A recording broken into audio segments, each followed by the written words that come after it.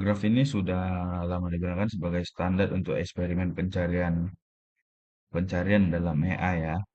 Karena strukturnya cukup kompleks, memiliki banyak cabang dan terdapat banyak rute alternatif.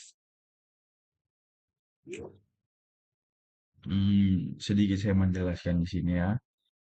Metode eksperimen itu semua algoritma yang sebelah tadi kita bahas dengan not awalnya itu arat, goalnya itu coverage ya. Metrik evaluasinya itu ada PET atau rute yang ditemukan, ada cost atau total jarak, path length atau jumlah node yang dilewati, ada nodes expanded atau seberapa banyak node diperiksa ya. Ada runtimes ya, dalam detik itu. Kenapa saya melakukan ini? Tujuannya adalah melihat algoritma mana yang paling cepat dan efisien memberikan jalur yang optimal. Namun di sini saya melihat setelah saya melakukan percobaan model, ini hasil petnya di mana hmm, di peringkat satu itu ada BFS dengan petnya itu Arad ke Sibio ke Faragas atau Bukaret, costnya itu 450, notesnya 4, runtime-nya sangat cepat ya. Directional BFS bekerja dari dua arah sehingga pencarian bertemu di tengah. Ini selaras dengan jurnal si Holte ya, yang Holte tadi ya, yang 2016 bahwa kompleksitas turun drastis.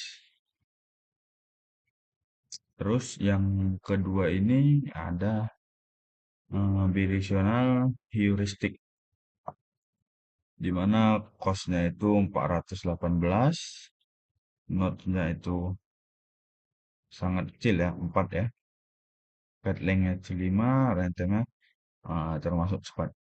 Hmm, sangat efisien karena pencarian dua arah plus heuristik ya. Yang peringkat tiga, yang ketiga ini adalah weighted star ya. Costnya di mana? 450, notnya 4 atau runtime-nya tersepat di 4 algoritma top lah ya. Kalau ini dia mengorbankan optimalitas demi kecepatan.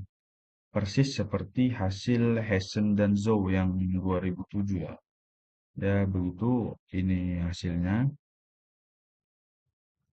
Nah, untuk ini kita lihat, eh, kita analisis sedikit grafik nodes expanded-nya lah.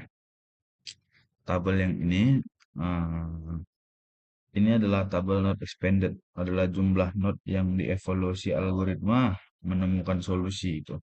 Semakin sedikit nodes dan diekspansi, semakin efisien juga lah algoritma. Dari grafik kita lihat eh, beberapa pola penting ya. Saya akan ngasih tahu contoh-contohnya gitu. Contoh ada di IDS nih, IDS yang tertinggi ya. Nah, IDS ini yang paling boros note yaitu 26. Ini sesuai teori si Korf yang menyatakan IDS mengulang pencarian dari pet dari 0, 1, 2, dan seterusnya sampai apa,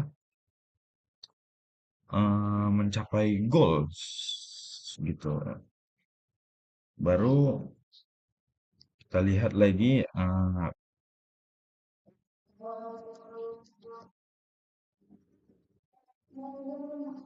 oke, kita lanjut. Tadi sampai kita lanjut ke yang grafik notes ya. Graphic Planning Times. Hasilnya sangat menarik, hampir semua algoritma berjalan sangat cepat, yaitu di bawah 0,1 detik ya. Wake Astar dan Grady Directional Heuristic adalah yang tercepat, ya kan? Eh, se- Namun, random ini bukan salah satu faktor penting, kualitas jalurnya juga harus dipertimbangkan. Kita lanjut kesimpulannya, jadi eksperimen Colette menunjukkan bahwa eh, hasil semua algoritma konsisten dengan teori dan jurnal yang kita review tadi ya. Astar terbukti paling cepat dan efisien dan optimal, sementara Wake Astar dan Bidirectional Heuristic menjadi pencarian tercepat. IDS unggul dengan efisien memori, sedangkan Grady sangat cepat namun tidak optimal. Perbandingan jurnal memperkuat temuan bahwa kualitas heuristik dan struktur graf sangat menentukan performa algoritma recommended. Performa algoritma recommended itu Astar untuk umum ya, dan Astar untuk speed, bidirectional untuk domain dua arah. Berikut sini adalah 11 dengan algoritma tadi yang menggunakan eh, jurnal penelitian mereka ini sebagai referensi. Oke, sekian. Itu saja yang dapat saya sampaikan. Ini tadi hasil untuk dari Arab ke eh, Brutus ya, Bukares. Jadi ini tidak, saya tidak menjamin ketika ada arah yang dari ini saya melakukannya A ke B, entah dari C ke D itu menggunakan algoritma yang lain mana yang lebih efisien. Nah, itu coba teman-teman lakukan sendiri gitu. Oke, berikut yang dapat saya sampaikan. Sekian dan terima kasih.